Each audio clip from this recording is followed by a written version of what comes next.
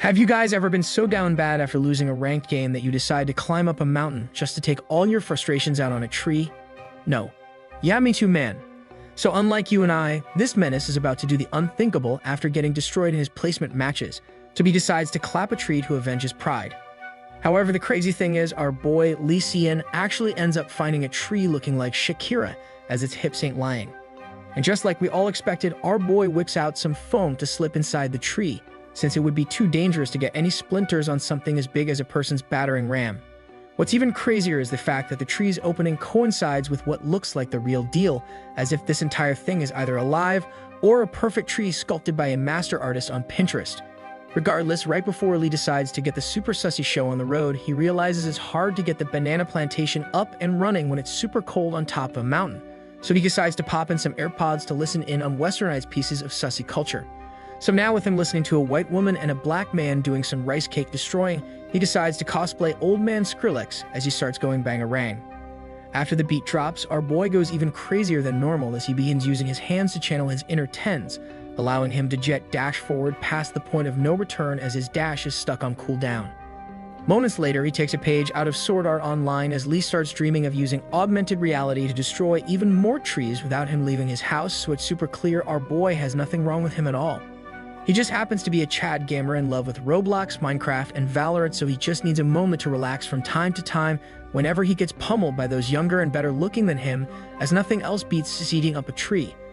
After finishing his epic roleplay event from Goldshire in World of Warcraft, it dawned on Lee that he actually went through and let his intrusive thoughts win, as what kind of person would go toe-to-toe with a tree even if it looks like a person? But at least our boy is a nice guy as he cleans up after himself, but after taking a look at his fill-up bag, it looks like our boy has finally released all of his pent-up anger from his red carpet of losses in his match history. Nonetheless, as Lee leaves to go home to go back to his Radiant and Challenger grind, the tree begins to look like it's seeping some water from the very place Lee attacked with all his might. Shortly after, the tree began squirming, fully armed with pink hearts all around it. So maybe this is all just a sussy dream. Unfortunately, it wasn't, so upon arriving back home, Lee found a midget looking like some kind of elf from another world screaming and yelling at him for no reason. The midget girl then started to command our boy to take responsibility, but she's just met with a confused and profound face from Lee, as our boy is starting to think he exploded too hard, causing him to lose track of reality. Eventually, Lee found out that the elf wasn't wasting time screwing around, as she ended up removing his entire room and placed a bottomless pit for him to step into if he decided to not cooperate. Our boy then learns from the elf-like being that he violated the #1 rule in all of anime, and it's to never ring a ding a tree like a psychopath, since it could be someone's mom from another world. Now that Lee has discovered the tree he specifically chose tonight was somehow someone's mom, he starts yelling and hitting himself as he can't believe this is happening to him right now. Suddenly, the girl smirks, causing a bright purple flash to fully engulf our boy, so Lee loses track of his movement as everything around him begins to turn faster than his pronouns.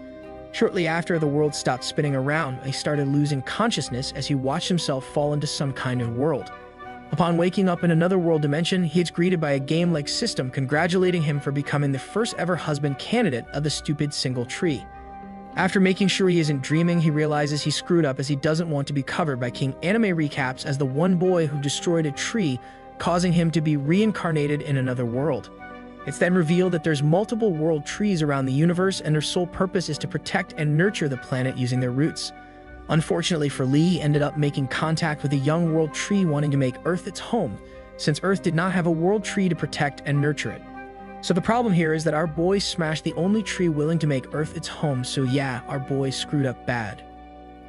After pausing a moment to take all the information in, our boy starts maniacally laughing as he starts to think he can finally be the main character in his life, and it's all thanks to a random tree he found on a mountain. But then, out of nowhere, he slaps himself to stop laughing. So now being scared that our boy is exhibiting some extra hidden different personalities, exactly like in the movie Split. Regardless, he starts yelling at himself, wondering how he could laugh at such a dire time like this, as he needs to get out ASAP due to his clan on Clash of Clans needing him to 3-star the last base. As he weeps knowing that his clan will kick him out after missing his war attacks, a notification interrupts his sadness claiming that the World Tree of Purity is super shy.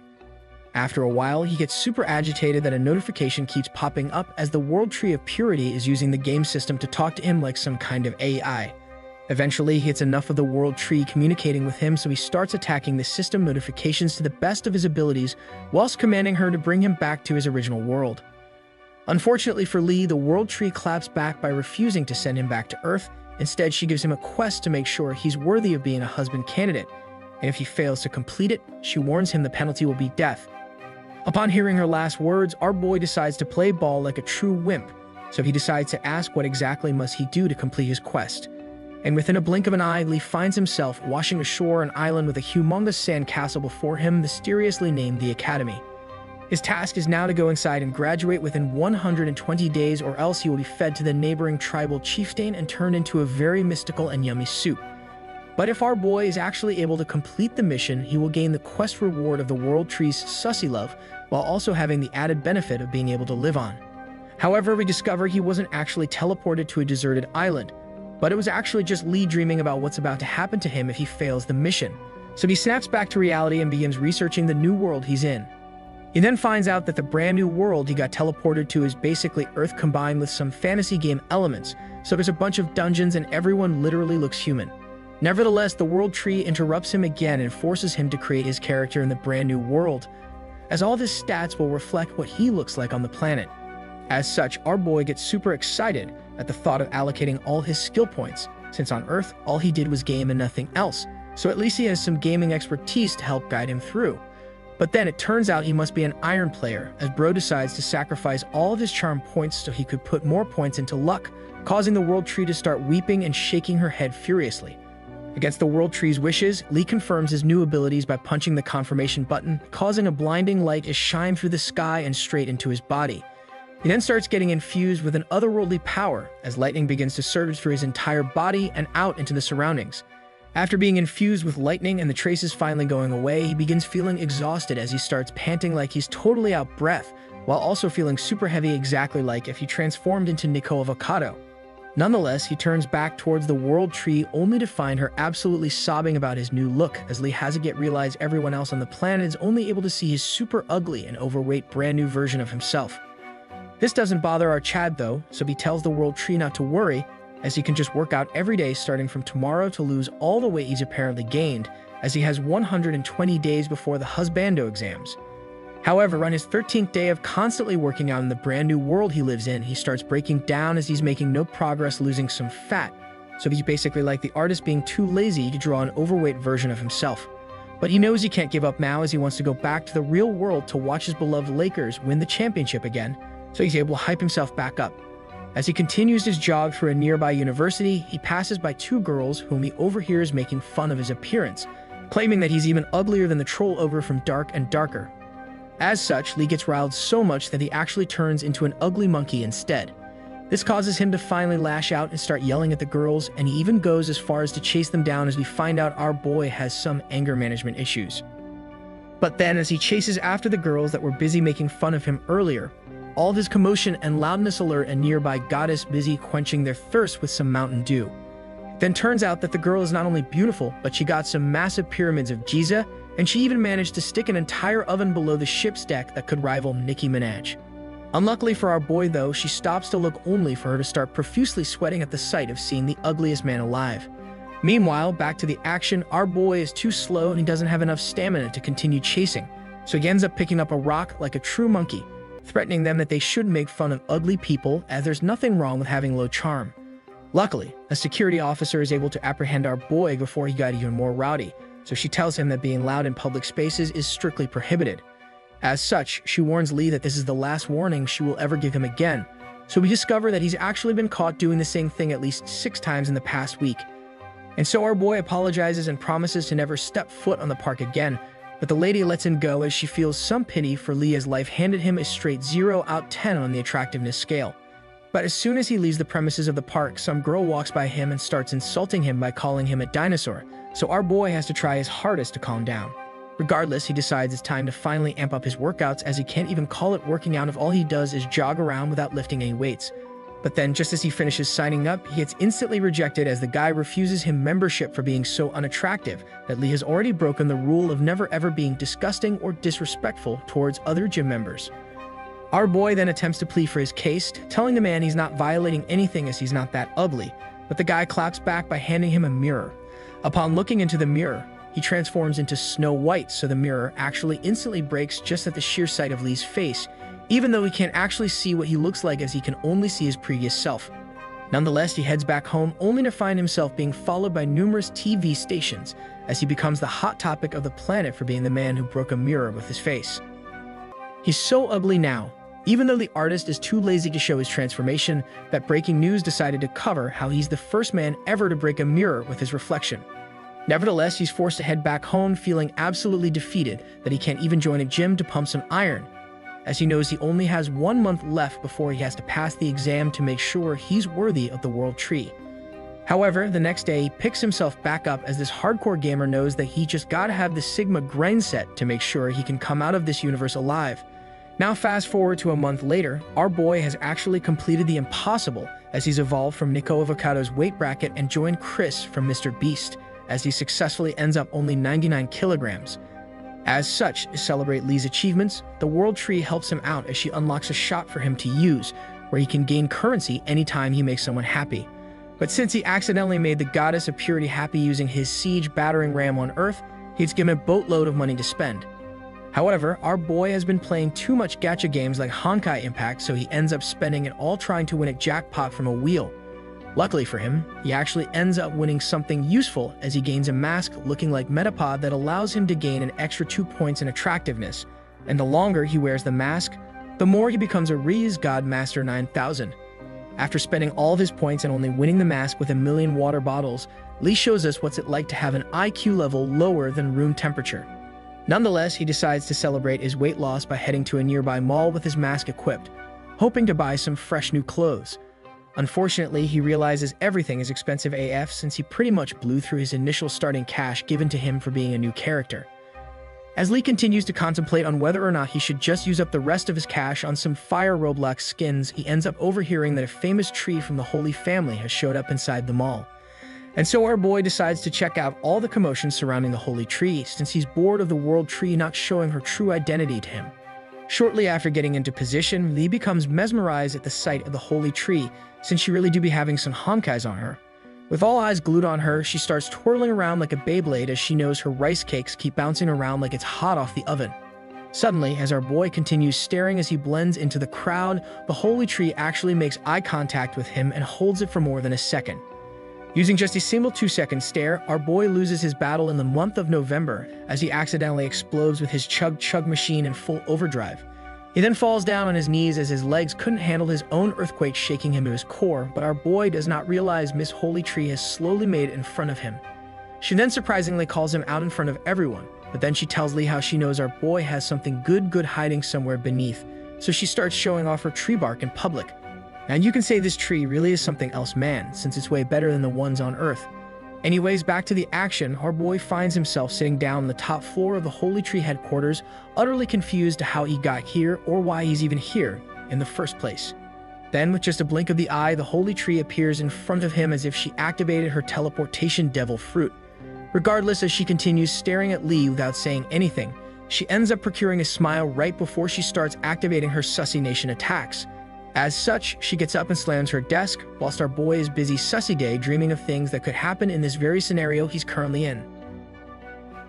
Mere seconds later, the Holy Tree closes the gap between it and Lee using her sussy jutsu powers, leaving our boy in total shock as he can't believe what the heck is happening right now. Lee then starts to look for his asthma inhaler, as he's unable to handle the intense scenario he faces due to the Holy Tree pulling some very unholy actions as she parted his red sea of pants without any hesitation. She then starts laughing like a true crazy maniac featured on a Netflix show, as she starts asking our boy why his banana tree plantation outgrew its plot size all of a sudden.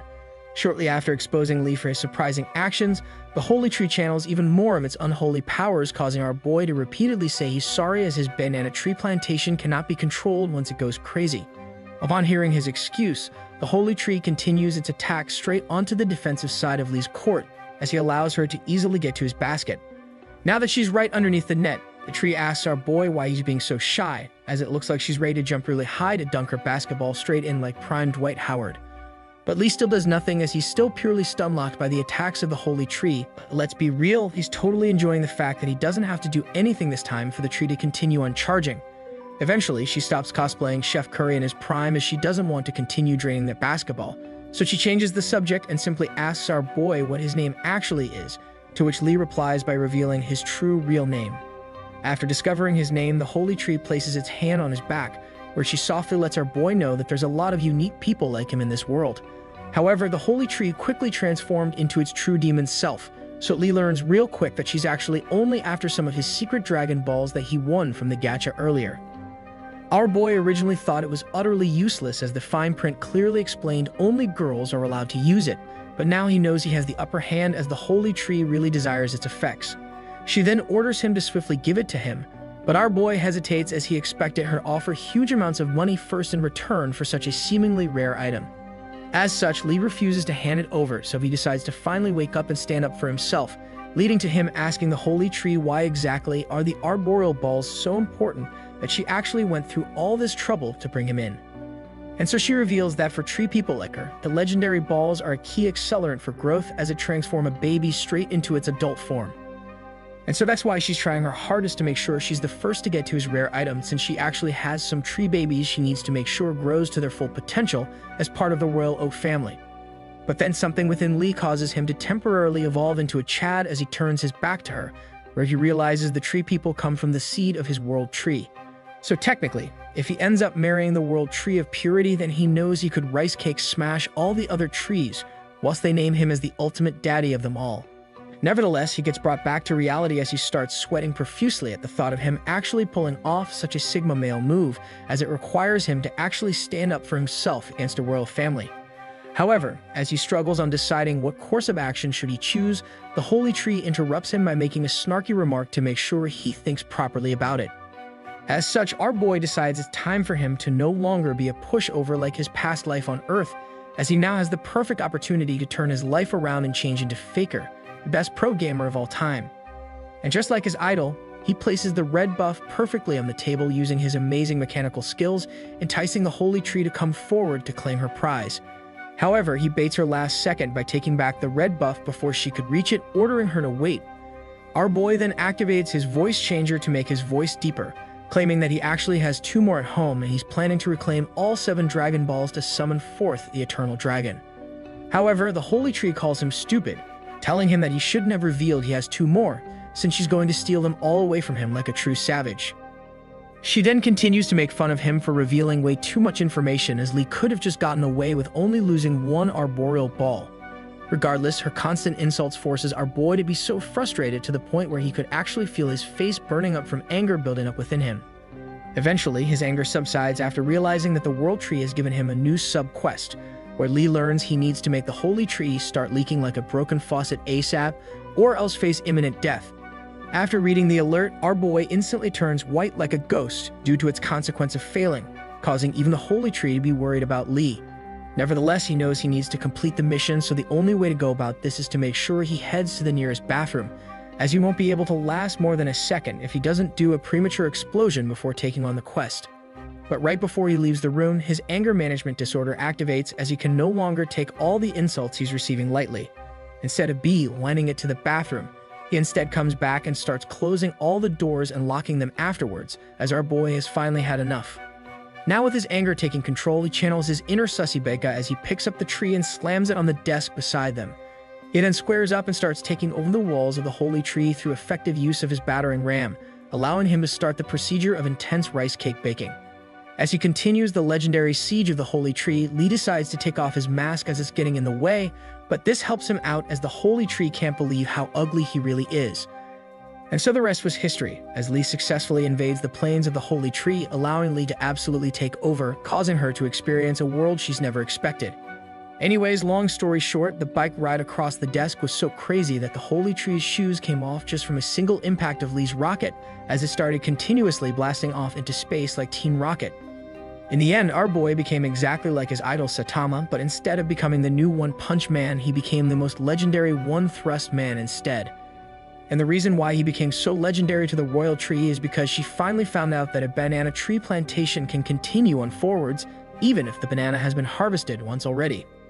And in the end, the absolute menace claps back when the oak tree tells him today is the best day for her tree saplings to be created with 100% effectiveness, so he ended up exploding the Terminator within the tree.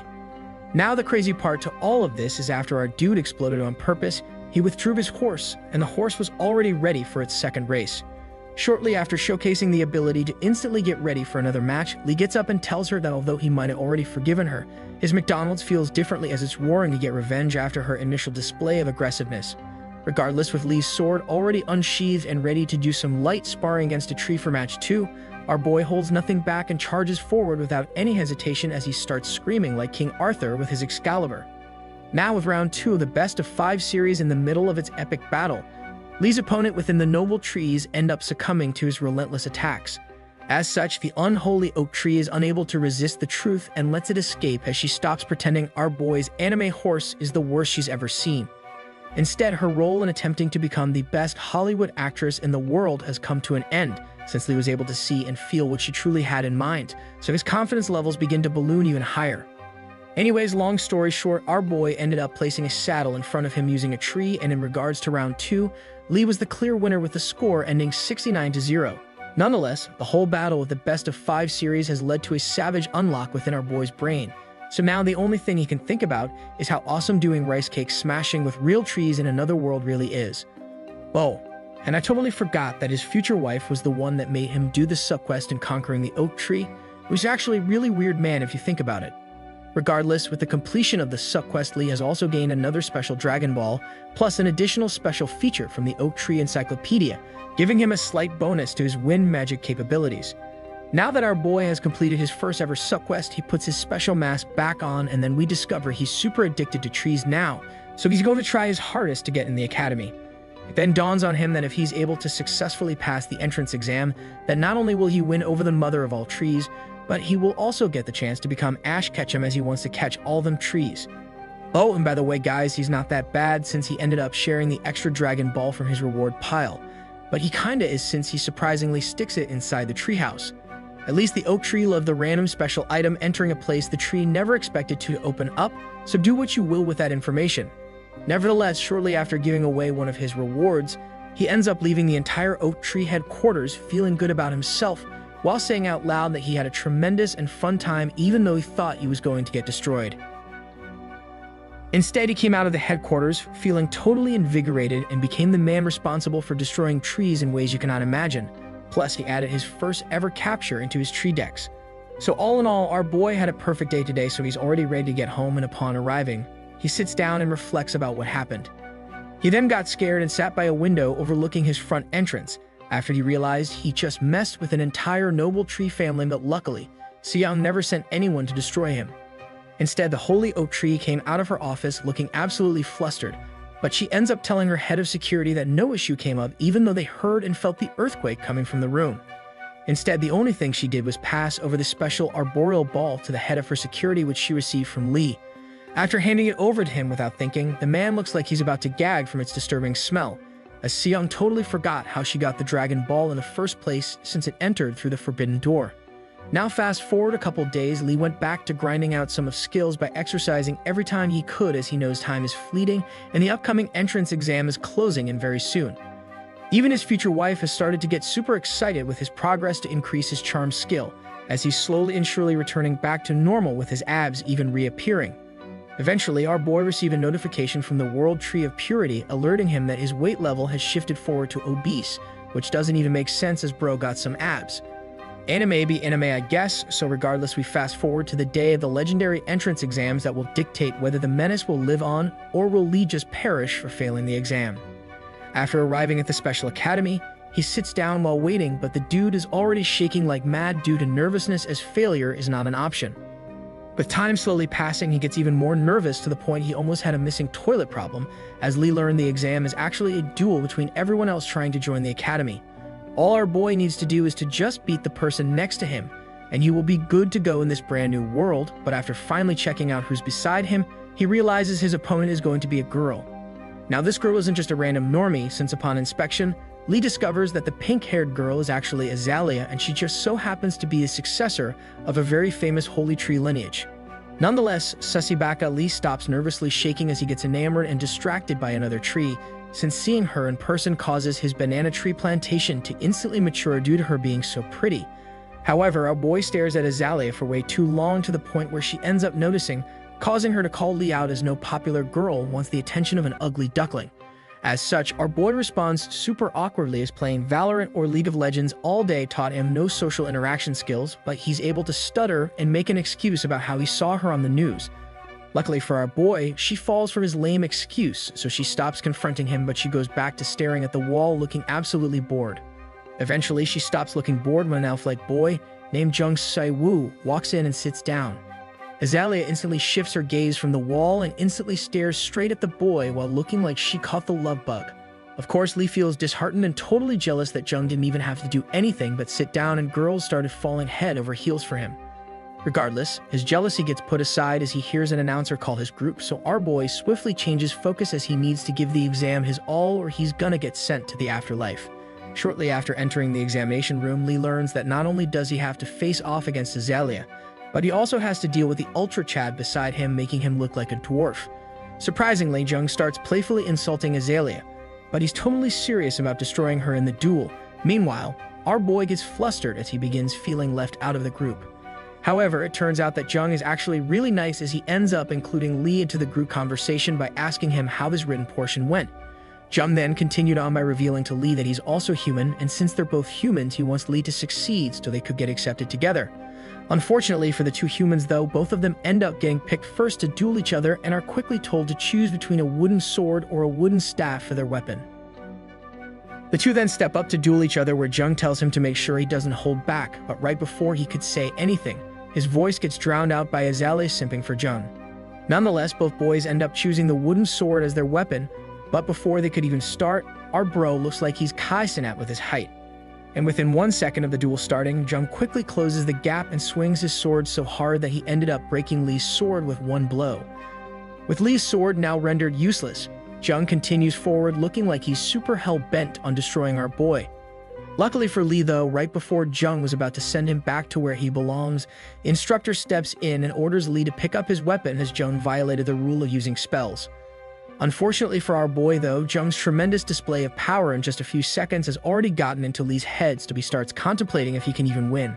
However, just as Lee is about to lose all hope in himself, future wifey world Tree of Purity interrupts him and cheers him on by telling him that he can totally win in style. And just like that, with the help of a chat box looking like Chat GPT with emojis, our boy's confidence and hope gets restored, so he readies for round 2. As soon as the instructor blows his whistle to indicate the start of the round, Lee instantly charged forward and path towards victory. Unfortunately, after blinking once, he found himself instantly defeated by the elf boy, where he got left with a lot of bruises, but at least the blows he received weren't from a real sword. After losing in style and heading out of the examination room, Azalea and Jung come out to greet our boy before he leaves, so they told him to keep his head up as he did a good job. Regardless, our boy had to leave the academy feeling totally defeated and left constantly thinking about his weak goodbye, since the only thing he could think of at the time was saying you guys did good too. And since he was the first one told to go home, his one-sided defeat by Jung has left a bitter taste in his mouth.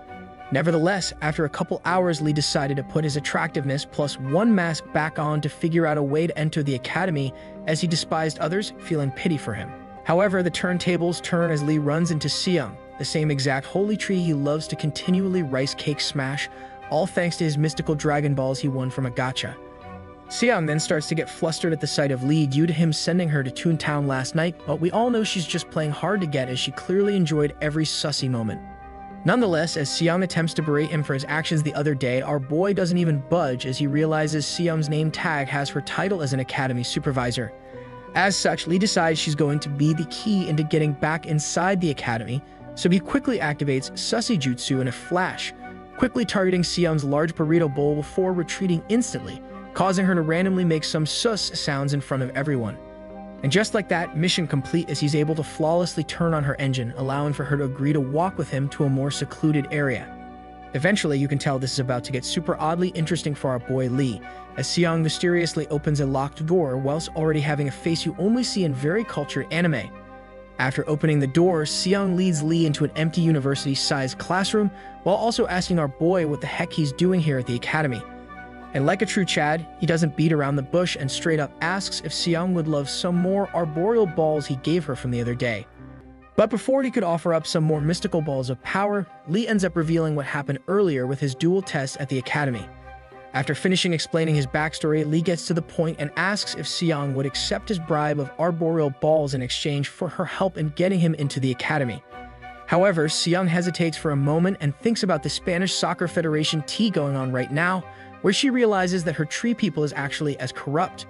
Mere seconds later, Seong shows off her tree assets in front of the viewer, while also flipping the bird at our boy, telling him that his offer is futile since he will most likely just fail anyways.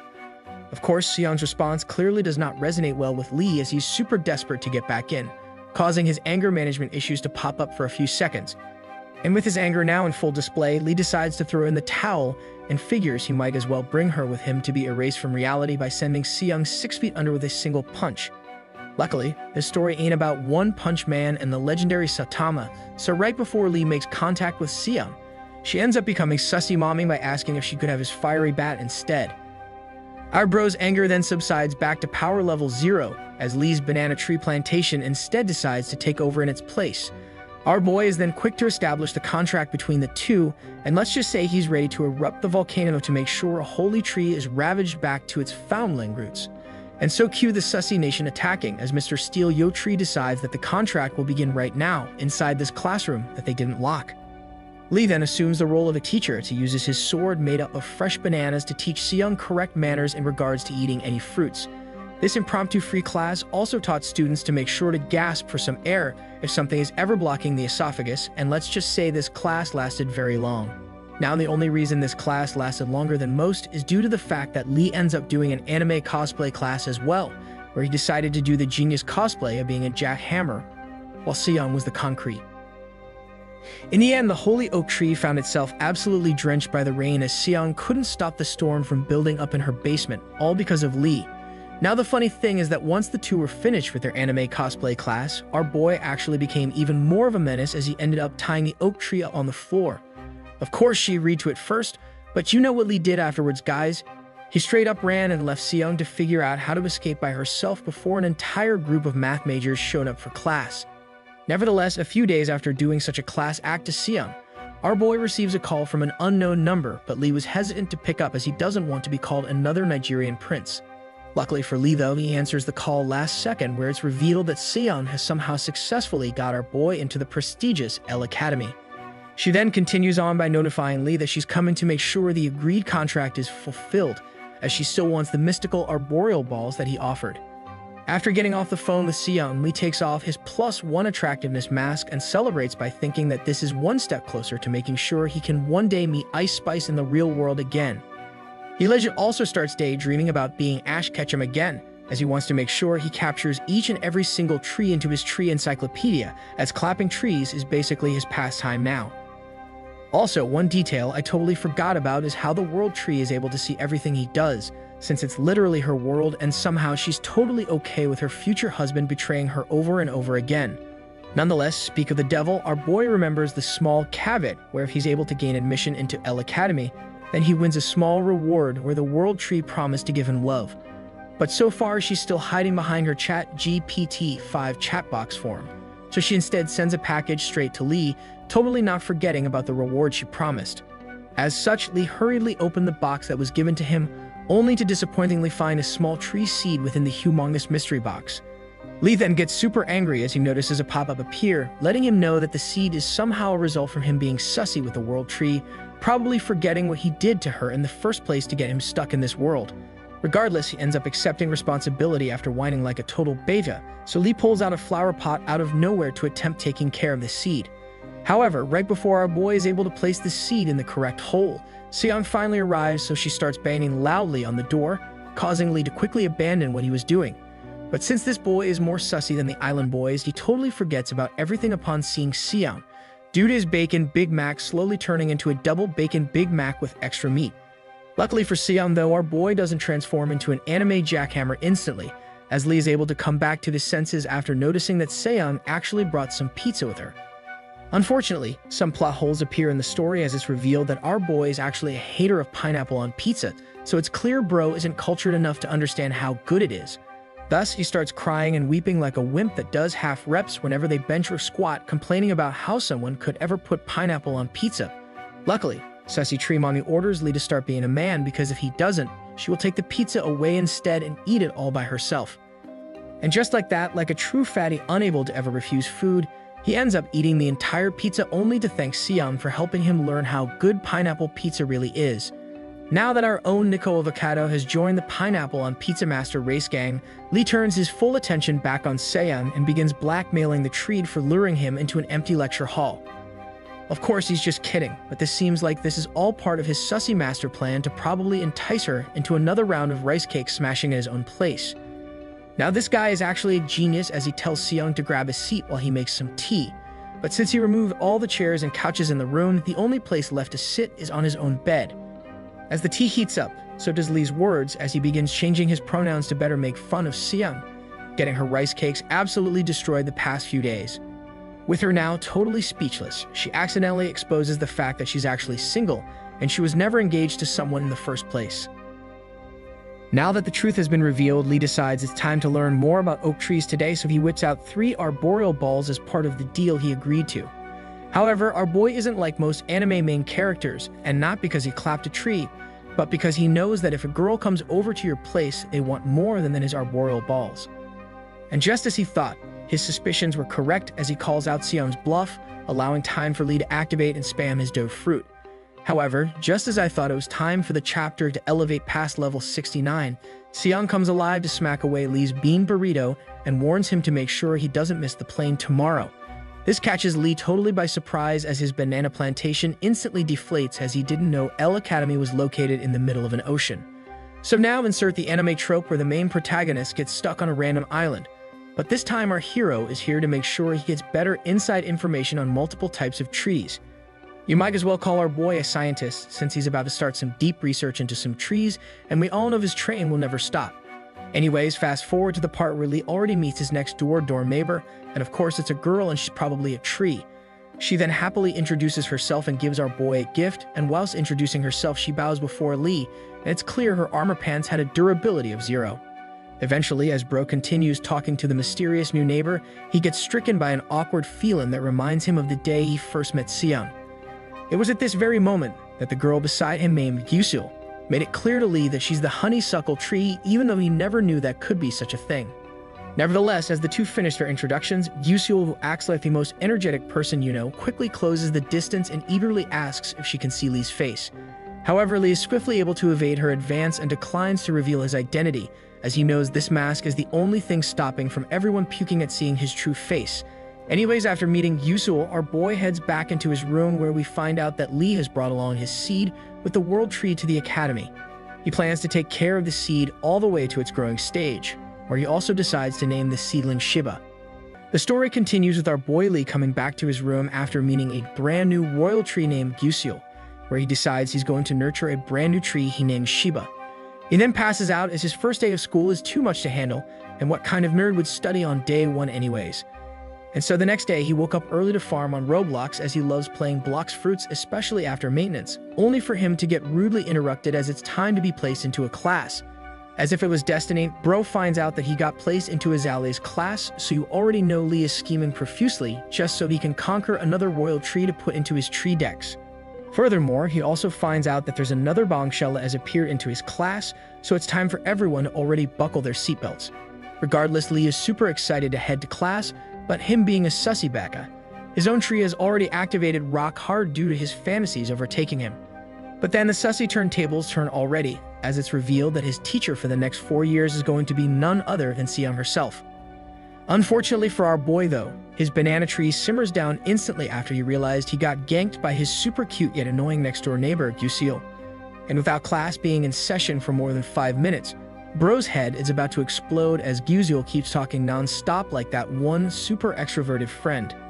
Suddenly, as Gyuzil continues yapping over and over, half her face disappears as she asks if Lee would like some of her candies. Initially, I thought it was just her flirting with him, but luckily for us, it turns out it wasn't a signal for sussy Gyuzil. Instead, our boy receives his second main quest within this world. Upon further instructions, his future wife informs him that he has exactly 1 week to make 3 friends at the academy, and if he fails to do so, he dies. And just like that, within 5 minutes, Bro shrunk harder than the Titanic as he can't believe his luck as it's only day 2 at the academy. Elsewhere, Azalea receives an urgent message from an oracle using her secret number, where she gets mysterious instructions to bring along Lee. She then gets up reluctantly and with fists in hand, absolutely hating the fact that Lee made it into the academy even though he failed the dual examination with her. Nevertheless, she subtly walks by Lee to see what's going on with the loser, but she better be careful since Bro can send her to dimension number 69 in more ways than one. Anyways, Azalea watches from afar as our boy tries his hardest to make some friends, but every time he gets asked to take off his mask, everyone runs away due to his ugliness. And with everyone running away from him, his anger management issues began to show as he starts insulting everyone that rejects his friendship, so you know Bro is down bad right now. Meanwhile, Yusul sneaks up behind Azalea, looking like she's about to do more than a surprise gank. But it turns out that the honeysuckle tree is almost as big of a sussy beka like our boy Lee, since she ends up squeezing the fresh glazed Azalea buns right in front of her. After finishing her surprise attacks on Azalea's fresh glazed donuts from Krispy Kreme, Yusul instantly asks her if she likes Lee since she's caught her staring the entire time, but of course, Azalea profusely denies it all. Instead, she starts simping for the other human that Lee has already met, Mr. Jung, but unfortunately for her, Bro barely even notices her. Fast forward to near the end of the day, Lonely Lee begins to have a manic episode as Bro still hasn't made a friend, so he starts violently shaking harder than me when trying to pass a log on the toilet. Eventually, the World Tree takes pity on our boy, so she ends up giving him a hint menu, showcasing the fact that the closest person wanting to be friends with him is Jung himself. Meanwhile, Azalea is the total opposite, as it turns out she absolutely despises him, but you guys know what they say, hate rice cake smashing is out of this world. Nonetheless, Lee gives up again due to his anger issues, so he tries to throw away a perfectly good can of juice. But just as he's about to let it rip, Jung the Chad appears out of nowhere where he smiles and asks Lee to give him the juice instead if he doesn't want it. Afterwards, Jung decides to sit down beside him as the two catch up a little bit, causing us to notice that Lee is literally as tall as Tyler 1. Jung then finally takes a sip, and within just one sip, Bro falls in love with the drink and begins thanking our boy for his amazing taste. And just like that, Lee finally got his first friend and he didn't even have to do anything. So Jung tells him that if he ever finds good food, he will come and share with him. With 1 down and 2 to go, Lee decides to go for Azalea next as she's the only one he hasn't picked a fight with yet, but it still looks like it's going to be a tough road ahead. Luckily for Lee though, as he sulks in a corner not wanting to fail the quest, Seong comes to his rescue and calls him up since teacher-student relations nowadays is on the come up. And with Seong still on the phone, Lee makes eye contact with her as she randomly ganks him from one of the classrooms, looking like she ain't up to no good. She then opens her mouth and makes the universal sussy language sign of slurpy drinking by motioning an entire bean burrito into her digestive tract, causing our boy to think it's time to whip out his battering ram. However, it turns out to be a miscommunication between the two, leading to our boy totally disappointed while Seong blushes beyond relief since she actually meant it's time to drink. Fast forward an hour later, the two end up finding themselves on a night out as Seong wants to teach an important lesson to Lee as it looks like he's having a hard time making friends. She then mentions the fact that in this world, tree people are at the top and humans are seen as trash and lower class, so Lee needs to make sure he doesn't go overboard. However, as Seong continues to teach him how the world works, Bro interrupts her by making a joke about how the squid smells exactly like her special papaya entrance. This causes her to smack the table harder than an earthbender, allowing for the editor to ask if Seong's mom was an astronaut, because her fresh buns be out of this world, no cap. Regardless, the Sussy Fire Nation begins their attacks, due to Seong removing her elastic band giving Lee the signal it's time to go through the red light. And right at this moment, our boy pipes up and asks her if it's time to pull out his Miley Cyrus wrecking ball out in public. But Seong starts yelling at him to calm down his horses. But since it's time for business, Lee gets up and orders Seong to follow him as he needs to relieve his sour peaches at a nearby bathroom. Of course, Seong follows like an obedient orange tabby cat, since she wants to purr louder than she ever has as it's been a while since Lee dropped the beat on her. Nevertheless, Lee picks the closest stall to the nearest exit, and upon Seong entering, he locks the door behind them and proceeds to unequip his full set of diamond armor. Afterwards, they decided to reenact the Titanic, but this time, she was the ship and Bro was the iceberg as the tip was the only thing needed to sink Seong's ship. Suddenly, our boy decides to flash a thumbs up to Seong as he can't believe how much she improved in rice cake smashing all around in just a short time, so he continues to compliment her.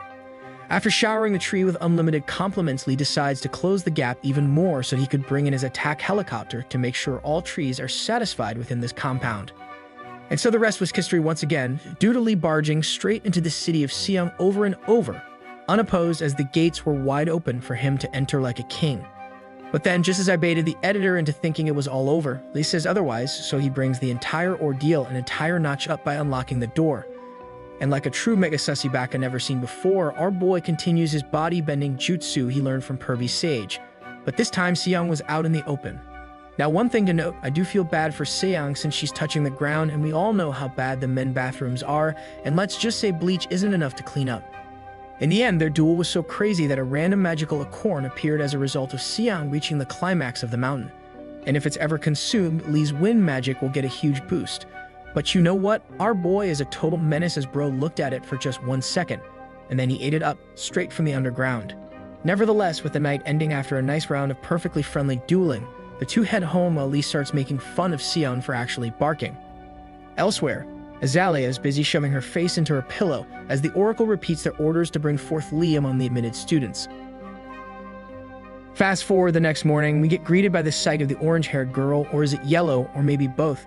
Let me know in the comment section below. It turns out the girl is busy waiting for her turn as today happens to be the first ever basic training, and it's Lee's turn to spar where he ends up picking the lowest level difficulty to start. And as our boy gets ready to start, his attention quickly shifts to his left as his sussy senses are tingling after picking up the scent of a goddess in action.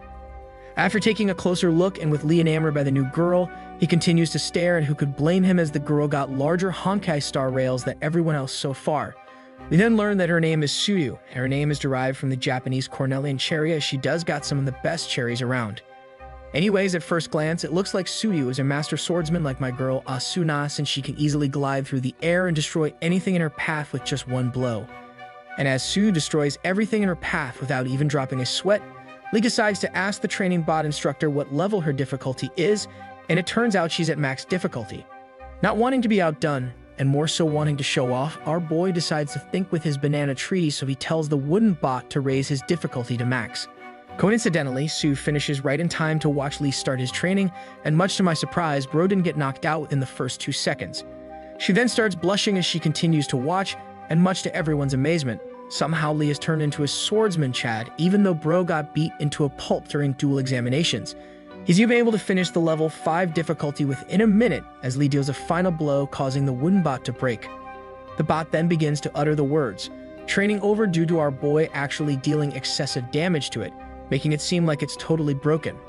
As such, Lee begins panicking as he didn't even know he had that much power, and he doesn't want to get kicked out from the academy for breaking a training bot within the first week. However, bro stops caring instantly once Sue ganks him from behind as she pokes him and asks what move he just pulled off that destroyed the robot. Regardless, he spills the beans and informs Suyu that he was trying to copy her technique as she was moving more gracefully than his Canada Goose. After letting her know that he tried to copy her, Sue straight up gives him a stone-cold face and alerts him by saying that he's doing it all wrong, so there's no way that's her moves. As such, he orders her to try again, totally surprising Lee as he was busy recollecting what Seong said the night before, and that was to make sure he approaches tree people with utmost respect. Anyways, she ends up doing a gender reverse role swap, so she begins to teach him how it's done while she presses the gigantic Japanese blossoms straight into his back. She then continues by making sure no inches were spared between her and Lee, but it seems like something else is about to grow more than a couple inches. Nonetheless, Short King tries again and proceeds to attack another level 5 difficulty bot, and this time he easily defeats it again. Unfortunately for our boy though, Sue calls him a liar and claims that's not her swordsmanship, so she explains that his stance is exactly like her, but that's the only similarity. As such, Sunu orders our boy to stop training, where she then tells him to be here at the exact same time every day, 6 times a week. Of course, Lee instantly accepts, but much to everyone's surprise, he's not currently thinking of clapping the tree in front of him, but he's more excited that he might gain a new friend. The story continues with Lee not failing to disappoint, being a mega sussy baka, as bro accidentally stared too long at Sue's balloons while he accepted the kind offer. However, he gets saved by the heroic Splinter Nation as Lee finally loses the adrenaline, so he starts feeling a big splinter stuck inside one of his fingers. Surprisingly, this is his first time ever getting porcupine, even though he's been clapping every kind of tree like the biggest maniac alive, but luckily it's just on his flipping finger, so Lee removes it effortlessly.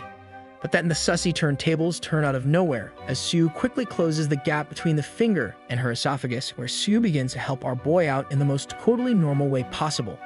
Regardless, she walks away like nothing sussy ever happened after absolutely demolishing his lifeline through one single finger, leaving Lee totally in love as she showed off her renowned suction cup skills. Suddenly, just as Sue was about to exit the room, our boy gets confused due to Sue stopping abruptly right in front of him, where she perfectly uses trigonometry to show off some rice cakes by bending down at a perfect 90-degree angle. Of course, Lee's imagination goes wild as he thinks this is a sign from Suyu, but his expectations get tempered instantly after she began directing his attention to the ground. As such, the two started to clean up the room from debris that flew from his sword earlier, and don't worry, we aren't going lower in this scene as some of you weirdos go wild when there's no socks on. Nevertheless, as the two continue to bond a little bit for cleaning up the training area together, Sue stops randomly again and pipes up by questioning our boy as to why he keeps staring at her. Lee then tries his best to explain himself as he doesn't want to blow his chance, but the only thing he could think of is League of Legends pickup lines. Unfortunately, Bro knew that any kind of lead reference will fly straight over her head, so he decides to not make a mid-laner joke to avoid being seen as a nerd. Instead, he deactivates his Wizard of Oz powers and claims that it's nothing. So fast forward the next day, it's revealed that it's time for the Academy to undergo the first ever hologram practice battles to assess their skills.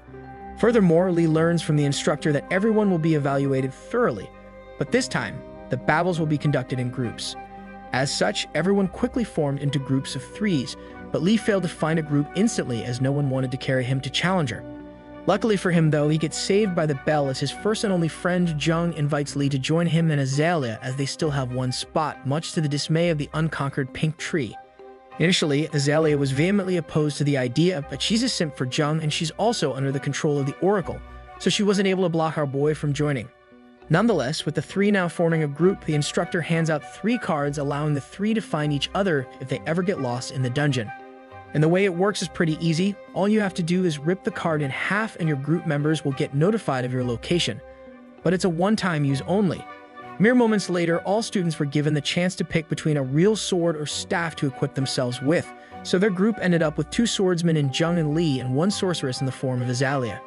Then with a single blink, the 3 found themselves teleported to a brand new world where Azalea had to hold onto her dear life to make sure her skirt didn't get removed by the mysterious portal.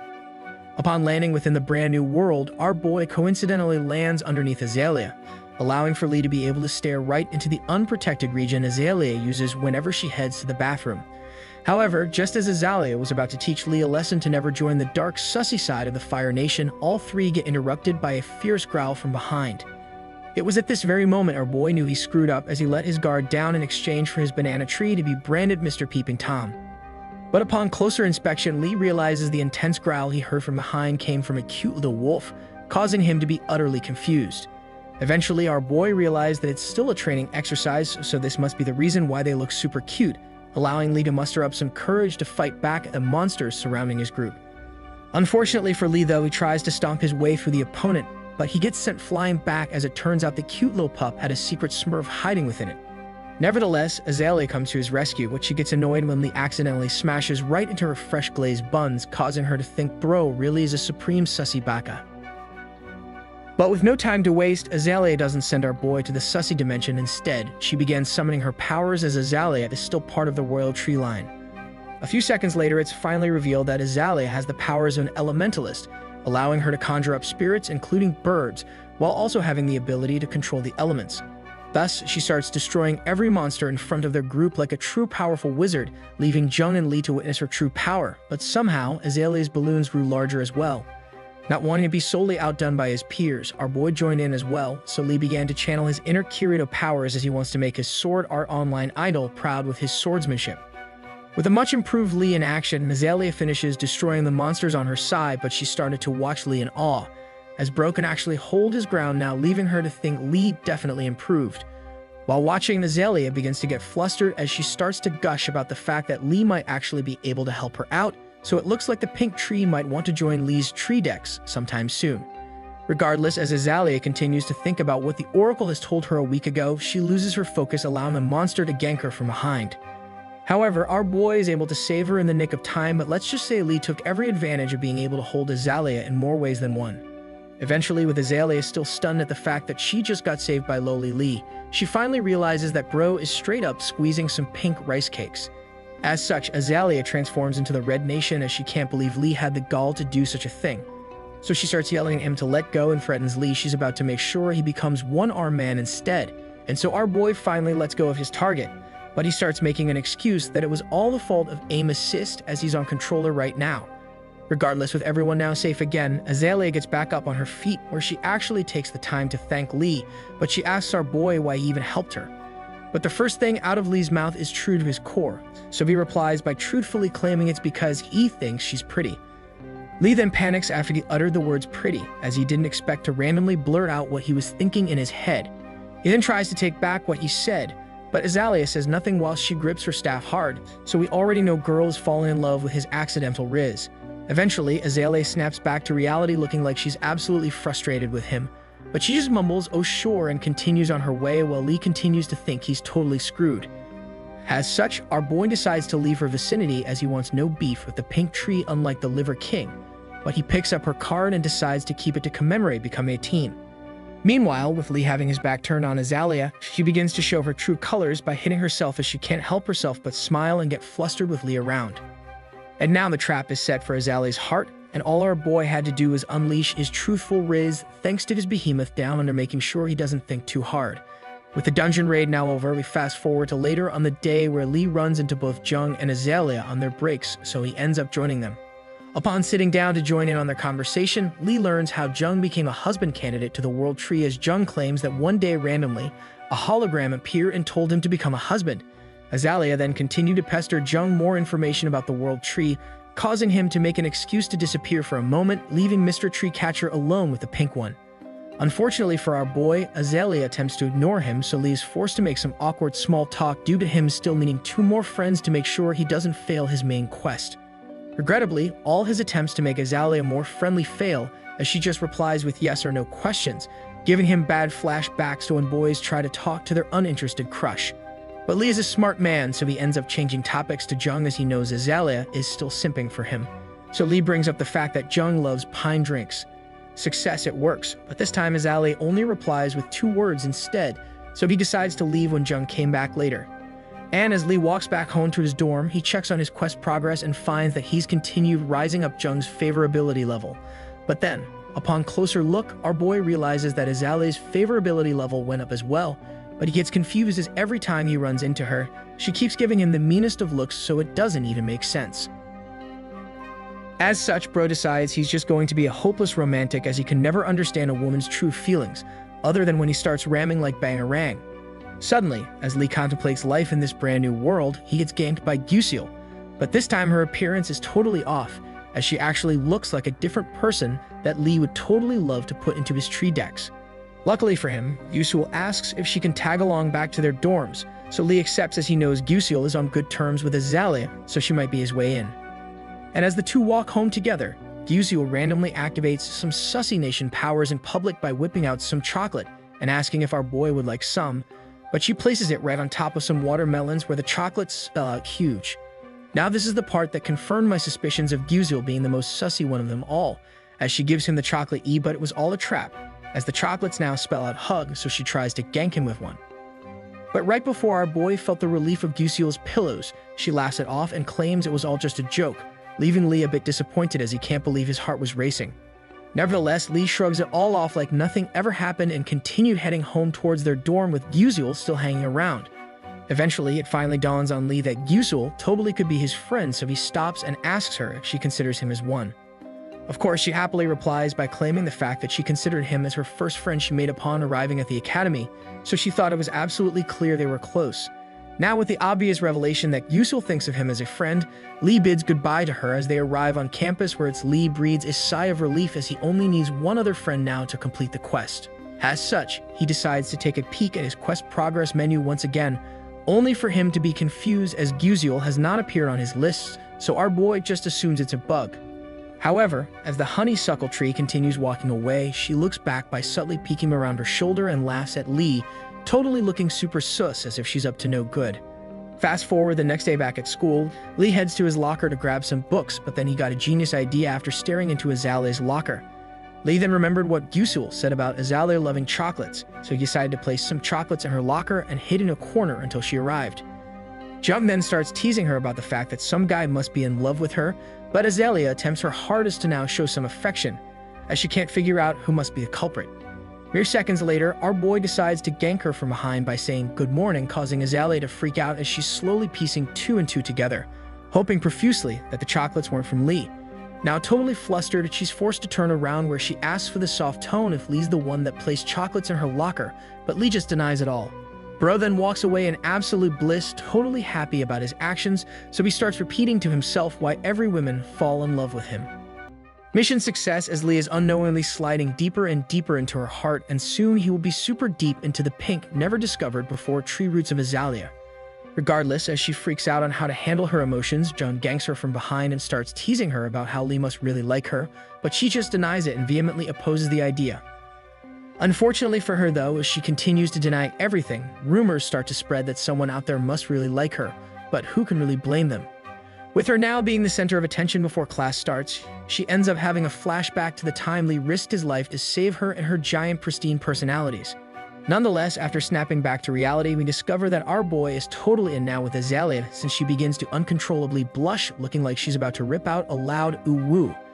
Luckily, she's able to hold in the urge to be an e-girl, so she tries her hardest to figure what to do, but a random classmate comes up to her and saves her from going crazy.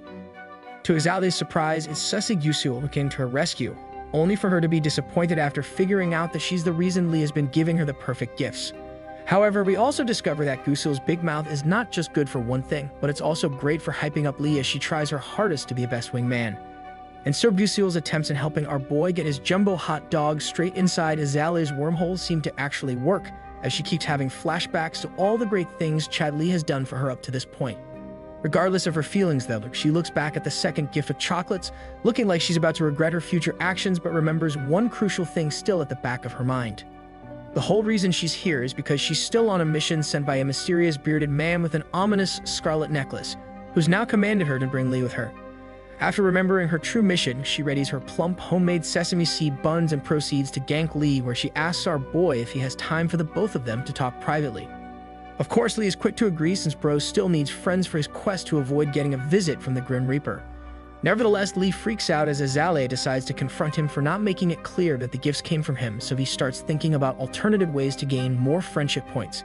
Luckily for him though, it looks like he skipped the entire friend zone straight into the Chad zone, as Azalea sounds like she's beginning to be a simp for him, instead as she has absolutely mistaken his intentions. A few seconds later, and for the first time ever, Azalea actually looks Lee straight into his eyes and flashes a smile, making him wonder if he's finally able to finish the quest. However, things take a non-sussy turn straight into the rejection touchdown as Azalea ends up standing up to tell him straight up to stop giving her so much attention. She continued on claiming that she's totally aware that the reason he's doing all of this is because he wants to go Rattata on her Pikachu, and she knows he probably wants to do his signature move of thunderbolting inside of her Heartwood.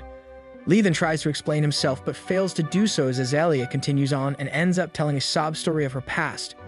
Long story short, all her life people wanted something from her, but every time they got what they wanted, they just left her behind and acted like they didn't know her. As such, she's afraid of getting close with our boy, so she proceeds to hand back his chocolates and tells him to please stop trying as she's had enough. Suddenly, as Azalea begins to walk away, Lee gets her attention back and begins to apologize while letting her know his true intentions of just merely wanting to be her friend. He continues on by softly saying that he's not here trying to be a sussy master or to use her royal blood, since he simply just wants to befriend her with no strings attached. So now we have to add some dramatic effect, so a flustered Azalea looks away from his gaze and questions why Bro would even want to be her friend. Without any hesitation, Lee's Wizard of Oz powers activate, so he just blurts out saying it's because she's prettier than Olivia Rodrigo. And just like that, our boy recaptured the heart of Pinky, without even trying, since all he really wanted to do is be her friend and also pass the quests since time is running out. Nevertheless, with Lee's hand out hoping to see if Azalea would accept his second attempt to becoming friends with her, Azalea decides to accept this time. However, right before she could complete the wholesome handshake, the two get interrupted by an ominous booming voice from behind, causing Azalea's seasonal watermelons to instantly turn around. The man behind the dark, ominous voice is revealed to be Azalea's father, donning the rich sugar daddy attire, looking like he's ready to pay off an Instagram model for a quick night out, if you know what I mean. Nonetheless, with her father now entering the fray unexpectedly, our boy has no idea what to do as he can feel Azalea's aura totally tense up as if she knows her jungler is about to feed her lane. Still, with her anger visibly turning up a level by the second, her father pays no attention to her bar as he continues asking if he can sneak a moment to talk privately. Regardless, her fumes maxes out, yet Azalea refuses to make a single sound. Instead, she looks like she just transformed into Vegeta after exiting the time chamber. Unfortunately, she didn't pop off like Pop Smoke, so she just stands there toothless while he gives a card to our boy, where we find out the father's name is Sunghan. Boss music then begins to play while Lee is baffled that Sunghan and Azalea have different last names, so Sunghan ends up telling our boy to meet up tomorrow since he's busy today. After sending out his invite, Sunghan goes to forcefully grab his daughter's hand while saying out loud that it's time to have some fun father-daughter time for lunch. However, she deflects his hand, absolutely disgusted at what she's seeing, trying her best impression to be like Embiid avoiding a Serbian man from the Nuggets. Her hostility towards her own father is met with the old man just laughing and going ho ho ho like Santa, acting like she's just playing around, so he ends up deciding to leave her alone with our boy. With Sunghan gone, Azalea tells Lee that whatever he's going to tell him is probably going to be super beneficial to him, but Lee asks if it's going to be the same way for her too. Unfortunately, Bro figures out that it won't be good for her at all, so he gives concern for her, which only gets her angry. Eventually, Azalea fully breaks down when our boy tells her that he truly cares for her as a friend, so he wants to know what the heck is going on to make her act this way. But before she could explain, the lights turn off while she walks away from Lee, where she decides to just leave him hanging without all her baggage. Moments later, and with Azalea nowhere to be seen, his future wife ganks in with a notification asking if he would like to butt into another family's business. Without any hesitation, he calls her stupid since he's almost maxed out her favorability level and says of course he's going to go meddle with another family like he's Malcolm in the middle to finish his quest. So now Lee is fully determined in digging up some tea on the mysterious Sunghan from the noble branch, as he's ready to risk it all for Azalea since his life is on the line no matter what. As our boy furiously brainstorms with some anime main character energy ways to help out Azalea, the World Tree pops out advising him to ask an adult. It was at this very moment the Sussy Nation attacked, as the World Tree is urging him to ask Seong for some help, and we all know what that will lead to. Fast forward back to the academy, our boy gets impatient waiting outside Seong's room, so he barges in, only for her to outright ignore him as if she's too busy subscribing to our channel. After hitting the like button, Seong gets snuck up on as she's blasting a sussy video in full volume, so she can't hear anything other than some guy going full Smash Bros on his partner. Eventually, Lee taps her shoulder after Seong has gone full-on sussy mode since she began to play with her Starbucks Vanilla Bean Frap Extra Whip non-stop. Regardless, after being caught in plain sight, Seong quickly pauses the video to start yelling at our boy to knock, but she's a wild one since she doesn't change tabs. Nonetheless, while looking both embarrassed and slightly annoyed at the same time, Seong puts a lid on her Vanilla Bean to order Lee to get to the point, as he can clearly see she's currently preoccupied. Anyways, with a massive 30-inch screen behind Seong showing off a 12-inch Subway chicken being drilled into a toasted herbs and cheese footlong, Lee asks if she knows anything about Sunghan. But before she could reveal any information, Seong scolds him, looking like an angry ex-girlfriend for getting close to tree people, as it makes things complicated. Nevertheless, she bargains with Luck God 9000 to do exactly what's happening on her screen if he hopes to have any chance of her revealing such sensitive and secret information. So without missing a beat, Bro takes a single step to fully unload some accidental Rizmaster 9000 skills at Seong, causing her twin pyramids of Giza to perk up more than a cat on top of their climbing poles. Mere seconds later, the two transform into an F1 race as our boy slid straight into the #1 pole position while Miss Professor got ready to learn about black holes. By the way, in quantum anime theory, all holes must be filled to help clear and better define the plot, so like a good scientist, Lee made sure Seong understood what happens when an unstoppable force meets a wet object. Regardless, fast forward an hour of very intense Smash Bros. Ultimate 1 vs. 1s on Final Destination, Lee came out absolutely victorious, with Seong left mind blown in more ways than one. After crossing the finish line and zipping up his race car, he drops the bomb on Seong, letting her know that he's actually a husband candidate for the World Tree. But Seong can't believe what she just heard. So to appease her curiosity, Bro whips out the store function of the candidate system to buy an arboreal ball, causing Seong to be stunned beyond belief as he hands her a prize. At this point, Seong basically goes into shock, as if since I still can't believe that the World Tree is totally okay with Bro handing out his banana tree left and right. Regardless, a deal is a deal, so Seong whips out the backstory on Azalea's family, where it's revealed that Sunghan is actually her stepfather and not some weirdo stepbrother. Anyways, long story short, her mom was basically a powerful goddess, but her true biological dad was just a normal human. Unfortunately though, something happened out of nowhere to cause the mom to suddenly fall in love with Sunghan. And to this day, no one knows what truly happened, as her true dad disappeared from the world. Now that Seong fulfilled the end of her bargain, our boy pops his mask back on and goes on his way looking like he's ready to get to the bottom of this mystery, even if tremendous danger awaits. However, right before Lee is able to fully exit the room, Seong stops him in his tracks to ask a very great question that most logical people would have. So she asks why would he clap other trees if he's a husband candidate. Nonetheless, without any ounce of hesitation, Lee turns around and informs her that he absolutely despises the world tree, so that's his reason. Suddenly, as he finishes his sentence, Lee bumps into a mysterious bombshell with the largest ever traffic cones to date, and the dump truck on her could easily cause tsunamis from a single ripple. With Lee now left speechless, he pauses in the middle of the hallway as too much blood is rushing towards his banana tree since he can't shake the image of the goddess off his head. Luckily for our boy, though, it gets brought back to reality after Sue ganks him out of nowhere, where she's wanting to know why bro hasn't kept his promise of showing up to training. And speaking of large, she ends up whipping her twin blue eyes white dragons into frame, pushing her giant sussy clouds straight into Lee whilst whispering that she was waiting for him. But instead of taking her sussy hint of wanting him to unleash his own dragon powers on her, Ro jumps back and quickly starts firing off excuses for being tardy. Eventually, Lee slips up and accidentally lets it rip by saying that he would do anything to make it up to her, so she starts perking up more than her twin pyramids of Giza upon hearing him say the magic word. After witnessing Su's entire facial expression quickly change, Bro realized he screwed up since Suyu is also part of the royal tree family, meaning she can make him literally do anything. Luckily for him though, Sue catches him and myself totally by surprise when she finally speaks up, mentioning how she just wants to become friends with him and that will be enough for the two to make it even. A few seconds then pass by with Lee just staring at her in total confusion, so Suyu lets him know that it's really her assistant's idea since she always pesters her to make friends. Regardless, the two decide to begin from scratch after becoming friends, where it's revealed that Sue doesn't even remember his name. So Lee desperately attempts to get her to memorize his name to no avail. But it's okay though, since Lee can use a special battering ram to make sure she really remembers next time. Anyways, after Sue got just his first name right for the first time ever, Ro got so excited that he instinctively reached out and held her hand to hype her up like a true friend. However, no one has ever held her hand before, as no normie dared to even get physically close with someone from the royal tree family, so she starts glowing like never before.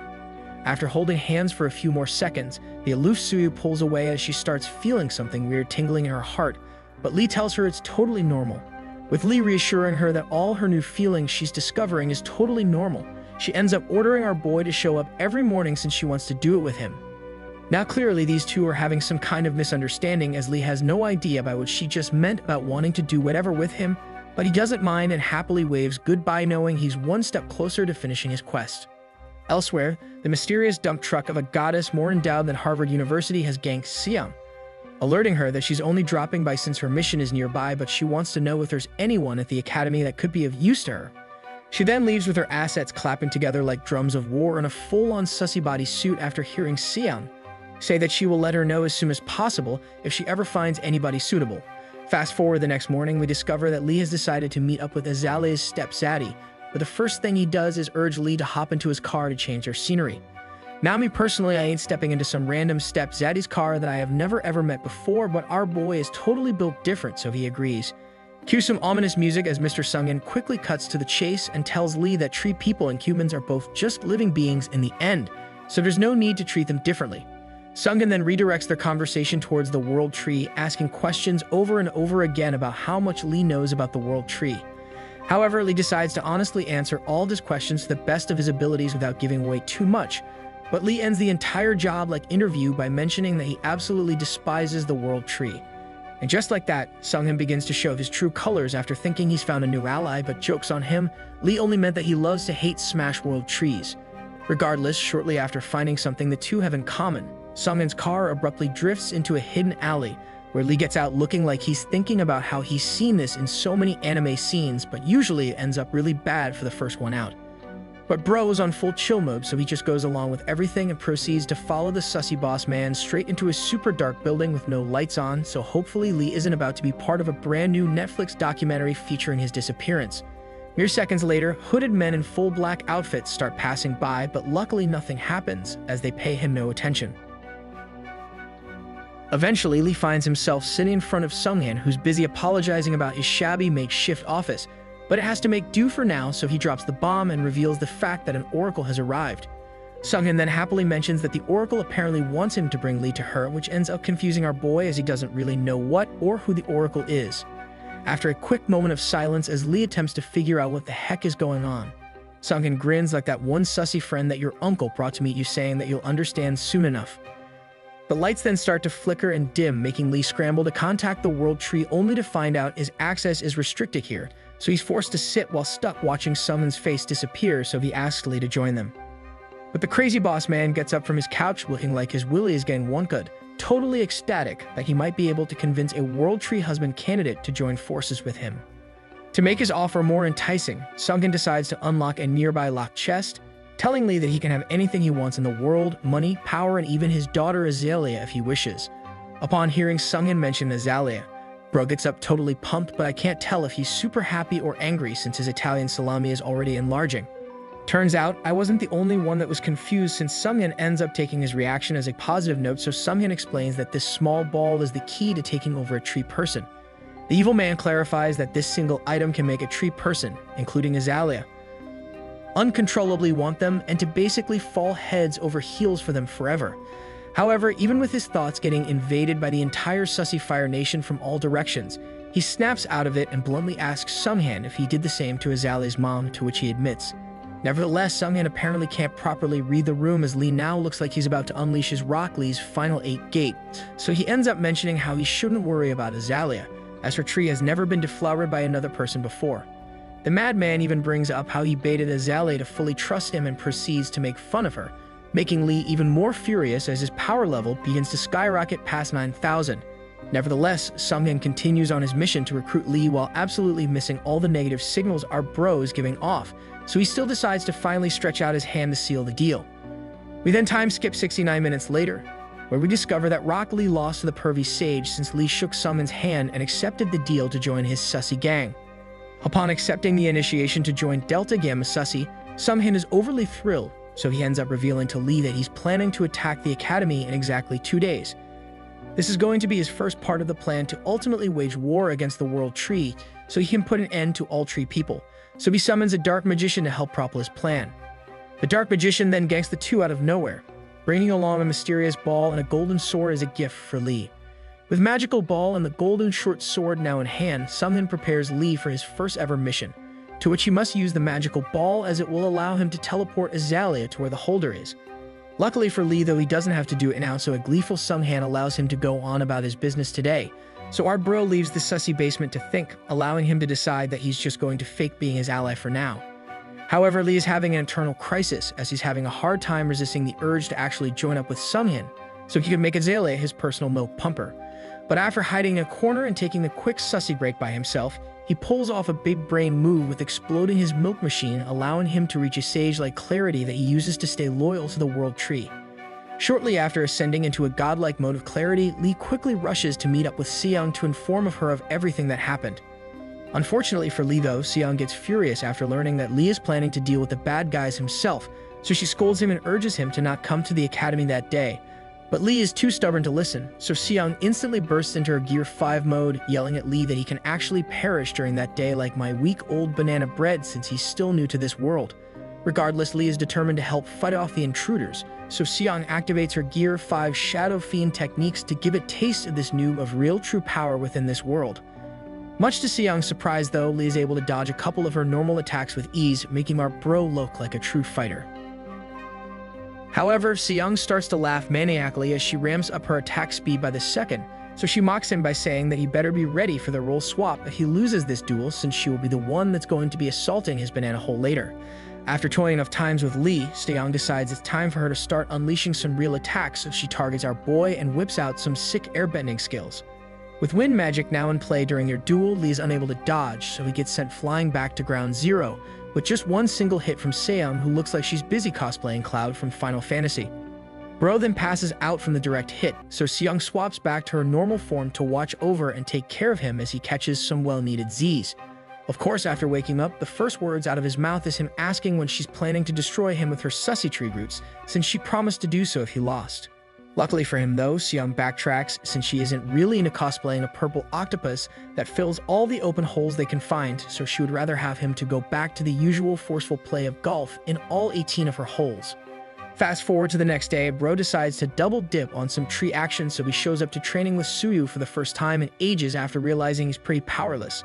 After a very effective training lesson, Suyu compliments our boy for being much improved compared to the first time they met, giving Lee confidence and asking her out, to which Suyu happily accepts.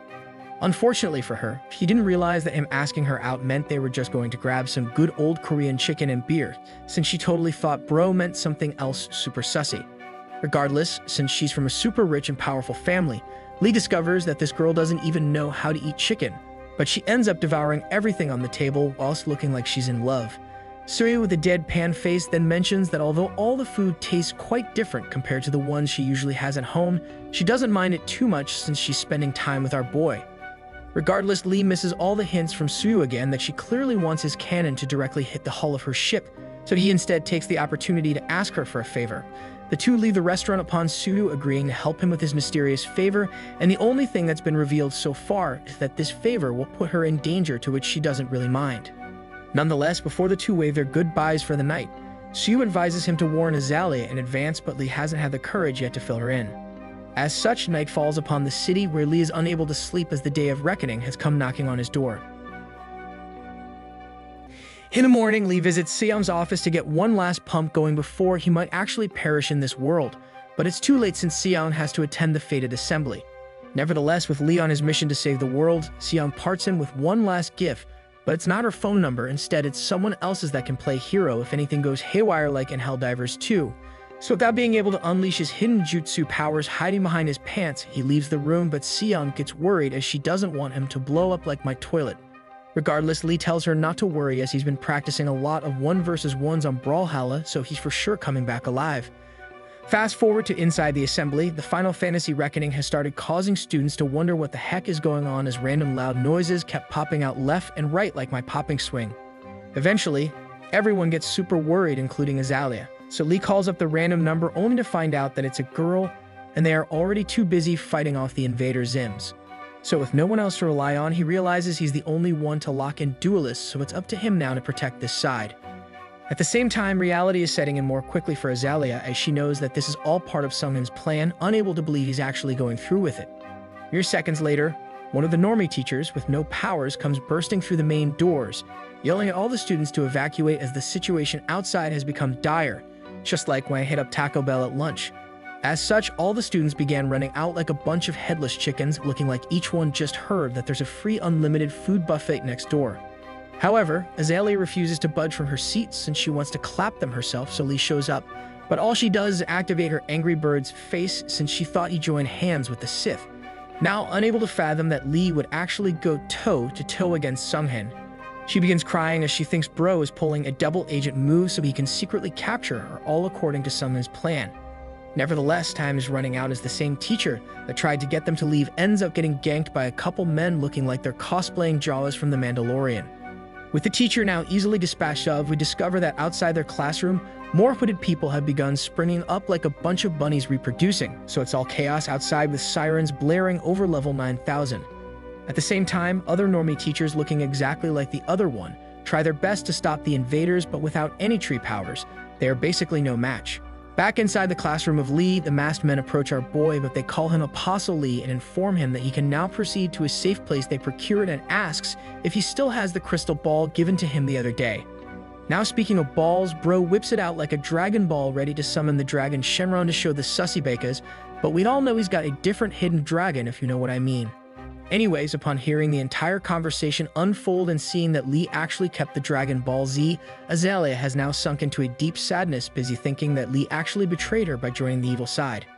However, it was at this very moment our Chad has turned the sussy turntables on the mysterious dudes as he tells them he don't want to be a sneako, so he ain't down. Shortly after, whilst Azalea looks like she just got spoiled by the ending of Demon Slayer, he says the magic word allowing Jung and Soo to come flying out of nowhere straight at the unsuspecting midgets. The Jawas are quickly taken care of as they are no match against Sue's and Jung's surprise jungle ganks with full-on red buff, easily destroying all of them but one. The one left standing trembles, then flees while yelling at Lee that he's a bigger traitor than my boy Itachi from Naruto, unable to believe one would not want unlimited tree rice cake smashing. Regardless, now that the coast is clear around the Three Musketeers plus Paint Girl Azalea, she starts looking like she's fallen more in love with our boy, as she thought Lee became one of the bad guys the entire time. As such, she swoons even more upon learning that Lee created the Avengers just to protect her.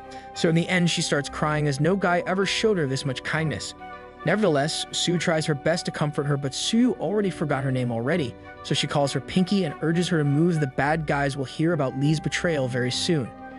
As such, Shadajong takes one for the team, allowing Lee to go with the girls to start escaping the academy, while he himself has to go protect the teacher that got ganked from earlier. As they all continue running, and with Azalea being dragged by Lee, she continues to shed tears as she can't fathom how she treated our boy so badly the entire time, and it turns out he's actually the best guy around. Unfortunately for the Chad and his simps, upon turning the corner, a bunch of Jawas notices them and begins chasing them, outnumbering them 69-1. Bro then realizes he's in a pickle, and he absolutely hates pickles on his burgers, so he's a weirdo, but he knows he needs a miracle to get out of this one. However, Lee forgot that he has Miss Largest Double Twin Dragons still on his side, so just with her skills and her double watermelons alone, she can easily defeat the enemy. She then walks forward like an absolute brave Stacy, with every step of hers causing earthquakes to rumble all around due to how large and huge her combo meals are, whilst telling Lee to stick to their Avengers plan. So with Sue deciding to take all of the invaders on by herself and urging the two to keep running, Azalea looks behind her as they run, unable to believe her eyes that so many people are here for her. Nonetheless, the cult of Sunghan has had enough of the soap opera unfolding before them, so all of them rushes the blonde mistress at once, but Sue stands her ground while also looking like she's super bored. But as a dozen members get close to Sue ready to dismantle her one by one, a bright flash quickly engulfs them, and it wasn't a flash bang, instead it's Sue's blistering speed destroying them all. I'm surprised she can even move this fast with those Honkai impacts on her, because I know I wouldn't be able to move that fast with those personalities holding me down. Nevertheless, 2 seconds later, she continues with her blade dance, allowing her to mow the lawn with 2 other dozen attackers, and each one quickly fell as fast as the other, but at least they got to witness some double dragons in action. After utterly destroying the enemy with ease and with no one left standing other than her, she pauses for 1 second to think about Korean fried chicken and drinks like a savage. She then quickly whips out a gift she was hiding in between her twin pyramids of Giza, making sure it's still perfectly fine, as she was worried for a second that she might have went too hard like I show speed. Elsewhere, it's revealed that both Lee and Azalea has almost made it out to the back door of the academy, and all they have to do is to get to the end of the hallway and turn right. However, right before they are able to make it out to the intersection, boss music begins to play, accompanied by a booming voice calling for Lee, saying that he's betrayed us, brother. And so the man behind the eerie voice pops out at the end of the corridor, showing himself to be a true supervillain, as outright darkness engulfs him more than darkness from Konosuba. Sunghan's appearance alone quickly causes Azalea to turn pale like mango juice, striking both fear and anger deep within Azalea's heart, while her eyes refuses to look away. Nonetheless, Sunghan continues on and blocks the path in between the exit and the two, busy being outright angry that Lee took the path of betrayal when he could have had anything he wanted if he just became a rude boy and followed the plan. Mere seconds later, Lee and Azalea get sandwiched from behind like pulled pork as an army of members appears behind them, so Sunghan tells Lee that he's giving him one last chance to join their side. However, instead of falling for Sunghan's futile antics, he decides to grip Azalea's hands even harder and proceeds to shout back to Sunghan that he's never going to join his side unless his hero, Ash Ketchum, joins, since he wants to catch them all. And just like that, Sunghan instantaneously implodes, so he causes a dark ray to engulf the sky, causing more darkness to surround him, so he tells Lee that he can also just brainwash them if need be. At the same time, Sunghan gives the signal for the boys to attack, as now he knows he needs to be forceful if he wants to win the Avatar War against the World Tree.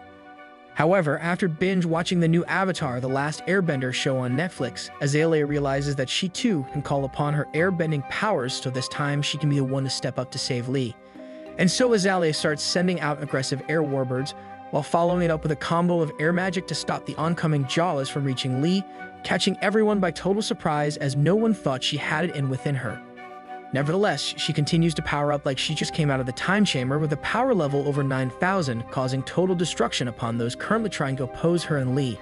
Unfortunately for the two though, Azalea went too ham with her domain expansion powers after watching too much Jujutsu Kaisen, so she quickly overexerts herself, causing her to instantly run out of juice. With Lee now distracted by Azalea, due to her looking like she's about to pass out, Sunghan takes the prime opportunity to strike as he quickly teleports to try and deliver a single one-hit KO. Luckily, Lee is able to dodge the first hit, but Sunghan isn't showing any signs of stopping after the first warning strike. So Bro starts to look like he's about to turn into a wannabe Akaza, and so game on since Lee knows he needs to make his final stand now or else face utter destruction in this world, and there's no way he's giving up his rice cake smashing time with trees. Lee then tries his best to initiate an attack on his own, but Sunghan easily deflects Lee's attack like a Sigma male with one hand, so he begins to chuckle like a maniac. Sunghan then decides he's had enough of toying around with weak boys like Lee, so he activates the true power of his sword, causing red magic to overflow within it, revealing an invisible blade. In an instant, Lee is sent flying like a hyena after Sunghan just pointed his sword at him. So maybe this is all just an elaborate magic trick from Disney to destroy weebs. Anyways, with Sunghan not even moving a single inch, our boy is left speechless on his knees as he can't even tell where the attacks are coming from since the bad dude is just standing there with his sword pointed at him. However, Sunghan approaches him slowly since he thinks Lee is about to give up due to his crack cosplaying a Magic the Gathering tournament behind him. But instead, Lee attacks one more time. Unfortunately for our boy, it wasn't enough, so he gets sent flying like Team Rocket once again, leaving him utterly defeated before Sunghan causing Azalea to wake up from her exhaustedness. So with Lee now on the ground and Sunghan looking like he's about to stick Excalibur straight into a block of weak stone under him, all Azalea can do is shout like a cheerleader and watch from afar. However, with Lee on the verge of destruction, he quickly gets up on one knee ready to accept his fate, while sending Azalea one last smile, knowing he tried his best. Suddenly, right before Sunghan was about to deliver the finishing blow, pink energy began engulfing the entire area as Azalea looks like she's channeling her inner tree Victoria's Secret to save the one man that taught her how to truly love. Within seconds, Azalea is able to quickly dispatch of every member near them while also informing Sunghan that she's about to turn him into orange pulp, but Sunghan laughs and embraces the entire thing. It's then revealed that this is actually part of Sunghan's plan, as he needed Azalea to finally find her final evolution form just so he's able to fully harvest her and her powers using one simple marble trick. Now knowing what Sunghan is about to do, our boy pushes himself past his limit tests since he knows he needs to stop Sunghan or else all will be lost. As such, Bro musters up all the energy left in his tank so he can attempt a sneak attack from behind, whilst also holding the secret Dragon Balls in his hand. Success, it works as he's able to actually close the gap between him and the evil lord, allowing him to use the Dragon Ball Z to teleport both himself and Sunghan to their base so Azalea would not get caught in 4K. In an instant, the two disappear, leaving Azalea all alone by herself, so she begins weeping on her knees after realizing what just happened, since she never wanted Bro to sacrifice himself. Unfortunately though, as she's stuck in her emotional state, one of the cult members from behind has started to make his way to deliver the final blow himself on the one target they needed to capture. With the cult member fast approaching, Azalea continues to cry while still totally unaware that she's about to get ganked and sent to the afterlife. She is too focused on grieving, knowing that such a Chad sacrifice from Lee will only lead to him getting his own cheeks clapped since he doesn't have the power to stand up to Sunghan alone. And speak of the devil, Lee finds himself stuck with nowhere to run, and he has Sunghan right in front of him busy laughing at him, calling Lee crazy for falling madly in love with his daughter. After finally mustering the energy to look up, Lee sees Sunghan beside a mysterious tree, and when he tries to grip his Dragon Balls, Ro finds out it's a one-time use only. So without the Dragon Ball's power to teleport out, Lee stands up with no other choice after realizing that the white tree beside Sunghan has to be the World Tree. However, upon hearing Lee call it the World Tree, Sunghan acts like an angry simp by yelling at Lee to watch his mouth, claiming that his tree is nothing like the World Tree. It's then revealed that Sunghan has been worshipping another World Tree trying to take over this world, so his fate is worse than a Twitch Discord mod of a washed-up streamer. So not wanting to be out-simped by an old man, Lee charges up some plot armor and proceeds to do a direct surprise attack. But Lee's surprise attack was too direct, causing Sunghan to instantly counter with his signature invisible blood-bending attack, while looking more fruity than usual with his stance. However, our boy is now able to see the invisible attacks thanks to Plot Armor Senpai. So Bro bursts through the clouds, acting like he's part of Cloud 9. As he continues perfectly dodging every attack, Lee is able to finally land his first close combat hit, making Sunghan begin to sweat. Mere seconds later, with the help of Kirito from Sword Art Online, Lee is able to actually damage Sunghan, causing him to take a step back to reevaluate Lee's skills. Suddenly, Sunghan activates the cheat console so he goes nuclear like the Americans versus the Japs against Lee, so clearly there's no way Bro is able to survive this onslaught of magical power. Unfortunately for Sungin, he's no match against cultured plot armor as he discovers his ultimate point-blank attack only caused a couple rips in Lee's shirt and Bro is already on the counter like nothing ever happened. Lee then disappears into the fog of the aftermath, but things are about to get even more real since Bro looks like he's about to pull an Itachi on Sungin's entire clan with one single eye. One eye blink later, Lee teleports right in front of Sunghan to deliver the final blow, but as he lands a critical hit, Sungin hits Lee with a smirk on his face right before falling to the ground. While confused about Sunghan smiling at him as he fell, Lee loses control of his body and hits the deck right beside Sunghan, not realizing he also got clapped by the old man. His life then flashes before him, but Lee doesn't regret being a sussy baka that made him enter this world, and since no one knows where this location is, Bro bids farewell while blaming his ranked teammates for being reincarnated into another world. Elsewhere outside, Azalea gets saved last second by Suyu, who utterly destroys the creeping acolyte, who was about to land a finishing blow. She then whips out her giant tropical watermelons in front of Azalea to remind her who's boss. Then she orders Azalea to get up as time is ticking and they need to move. But since Azalea is still stuck in her uncontrollable emotional simp state, Suyu ends up deciding to hand over the chocolates she was saving to Azalea to help her calm down and to reach her senses. At the same time, a knockout Lee receives a notification warning him that he has exactly 1 minute left before he explodes for not completing the friendship quest, and the worst part is he just needs one to complete it. However, with only 30 seconds left to go before our boy fully perishes like spoiled milk, a blue face card slowly descends upon his body, the same one given to him a long time ago when Azalea was on his team for a mission. Back outside the special underground, Azalea starts weeping again after opening the box of chocolates, only to find out that it's actually from Lee asking her to please be his friend. Suddenly, after Azalea breaks down again, a massive pink light of magical power storms out of the box and straight into the sky, engulfing the entire city. And now, after 10 attempts of getting Azalea to be his friend, Lee finally finishes the quest with 4 seconds to spare, but Bro is already past the gates of death, and it looks like there's no way to return. A flashback then occurs back to when Azalea was just little, right before her biological dad said he's just going to be gone for 5 days, and when he finishes, he will run back as soon as possible. But as she goes to sleep in the flashback, her dad starts to transform into Lee. Luckily, Lee doesn't become her stepdad in the afterlife. Instead, Azalea's dad knew Sunghan was out to get him, so right before he departed for work, he left his remaining powers to Azalea in hopes that one day someone would protect her in his stead. His wish came true now that someone that eerily looked like his younger self came to save the day against Sunghan, only for the hero to find the same fate as her dad. Fast forward a couple days later, Azalea wakes up early in the morning to grab some water so she can go and scour the internet to find out what happened to Sunghan and Lee due to breaking news. After learning that Sunghan has been found with 0 life force left, she happily learns that Lee was found with 1 HP left and is now in critical condition. So she hopes that Lee fully heals as fast as possible. Azalea can't help it but blame herself for what happened to the academy and to everyone involved, especially our boy. Nonetheless, as she sulks around in her dorm room, she hears a knock on her door only to get ganked by Professor Seong, who's wanting to see if she's alright. After letting Seong in, she urges Azalea not to overdo anything for the next weeks, and she went Super Saiyan during the fight against Sunghan.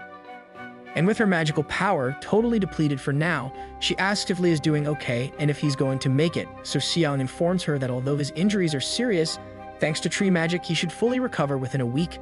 After finishing debriefing Azalea of the aftermath, Seong ends up handing her a note from Lee whilst looking jealous that her rice cake partner wants a new tree added to his Pokédex. Nevertheless, Seong leaves the room, allowing Azalea some privacy to read the note, and upon finishing reading it, Lee's friendship Riz is able to capture Azalea's heart again. Fast forward a couple days later, our boy is back at it again, and this time he's already itching to be a sussy baka, so Bro uses the smart TV to navigate straight to the culture hub with no care in the world. Unfortunately, right before Lee was able to explode his volcano after not being able to do so for almost 2 weeks, he gets interrupted by a couple people walking in during his special hour. After completing some routine checks, our boy is left alone, so he tries and goes for round 2 again. But this time he gets annoyed as he keeps getting notifications about the quest rewards he didn't get to accept yet. Since Blood is super pressed and wanting to relieve his playground, he tries to push the notifications away only for the world tree to pop out and tease him for being such a sussy baka. To make matters worse for Lee, just when he got to the best part, Bro gets interrupted again with someone barging into his room, but this time it's a voice he's not familiar of. Unsure of who the heck the voice is coming from, he allows them in only for Lee to find out that a new girl has arrived in town, and this time she ain't got the extra large personalities like the other ones. Apparently they know each other, but Lee cannot for the life of his figure out who she is. so she ends up giving him a hint by pulling him super close to her face while looking like she's trying to raise him up. But much to her surprise, Bro still doesn't remember her, so she ends up pulling him even closer to whisper in his ear, asking if he's Seong's partner. Third time's the charm, so Lee finally remembers her as the girl that was supposed to be Seong's friend that was going to back him up if he called the special number, but she never did. Regardless, she ends up revealing to him that her real name is Beale, and she happens to be the vice chairman of the Hunter Association. And the only reason she's visiting is because she wants to know more about him after defeating Sungmin. And thanks to the intel he's gathered, she informs him that the entire cult has been taken down. Beale also lets him know that she's super happy that Seong finally found a partner even after she ruthlessly turned down everyone, and she even went as far as to kneeling down before her to beg her to save Lee if anything happened during a fight. And if he has Seong's trust, then he has hers as well, so Beale finally acts serious again to ask him if he knows anything about the tree he found when he was busy fighting Sungmin. However, Bro doesn't really know anything more, so Beale reveals that Sungmin was part of a bigger group called Flower, whose sole purpose was to try and exterminate the World Tree. But with his help, the Hunters were able to take down the subgroup Sungmin was part of, but right now things are in a pickle because the World Tree is unable to use much of her power. So Beale is here today to ask Lee a favor if he's down to talk to the tree since the tree won't talk to her or anyone else. Initially he declines, but upon learning that he's going to get paid 10 million if he just tries to talk to the tree, he instantly accepts the offer.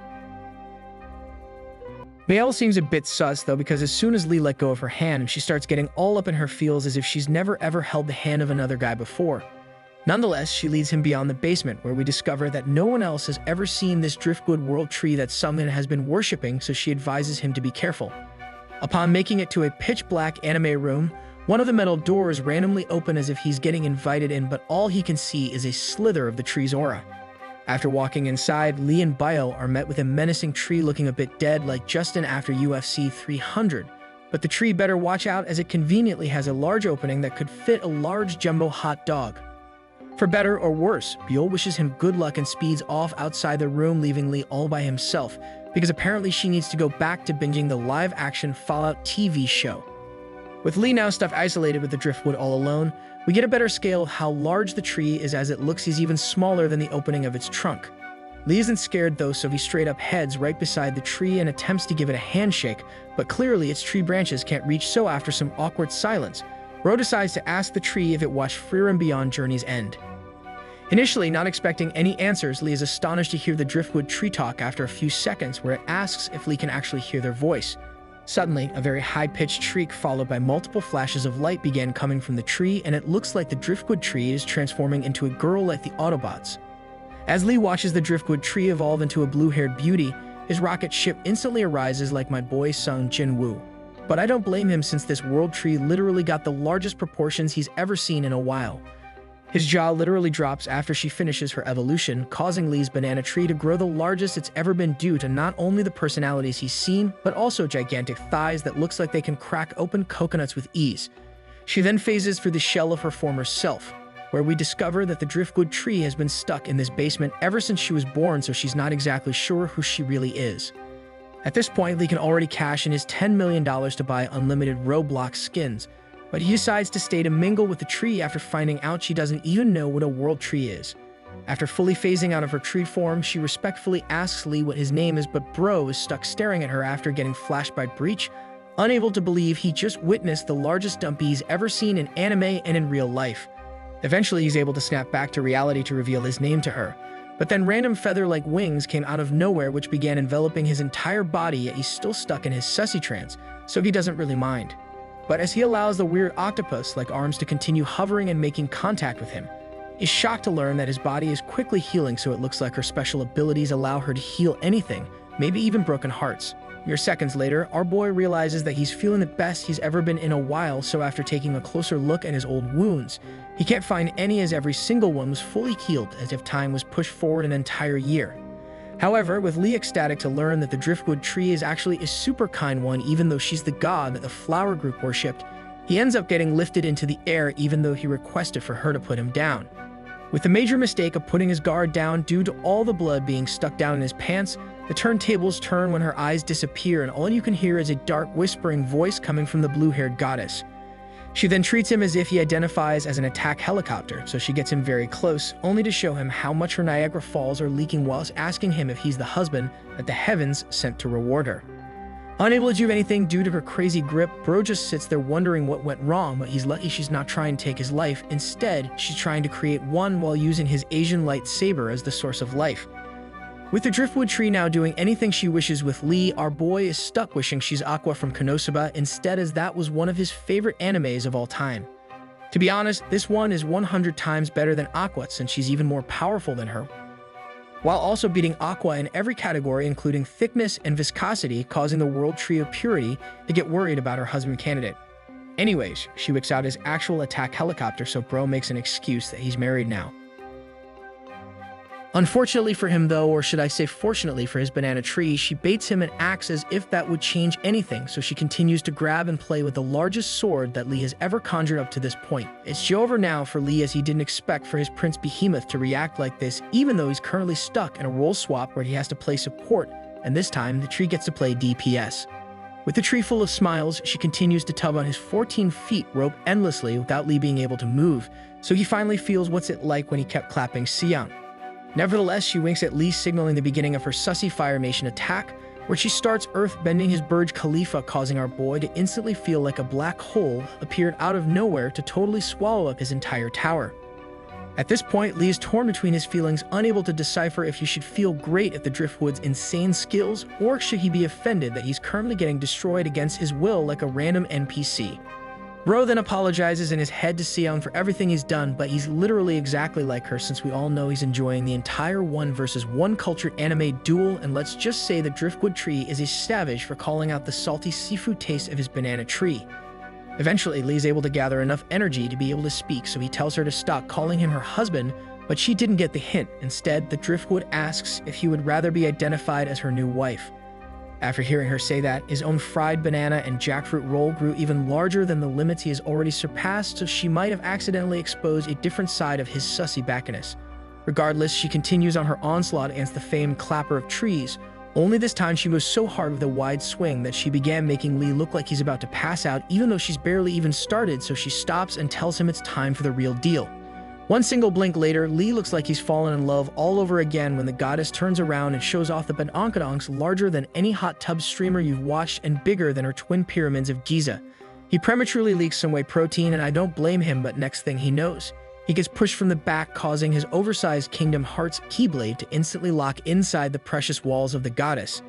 But like an absolute anime student of the pervy sage, Miss Driftwood was able to handle a battle against his 16 lightsaber like no tomorrow, so she ate it like it was a piece of cheesecake. Lee then remarks how the special cove of the Driftwood feels way better than any other royal tree, but before he could even think straight, her feather-like wings push him to continually rice cake smash her at the speed she prefers. Sure enough, Lee is unable to control his vanilla-flavored protein waves, so he reluctantly unleashes the entire milk jug within the confinements of the Driftwood, causing him to be sad that it's now over.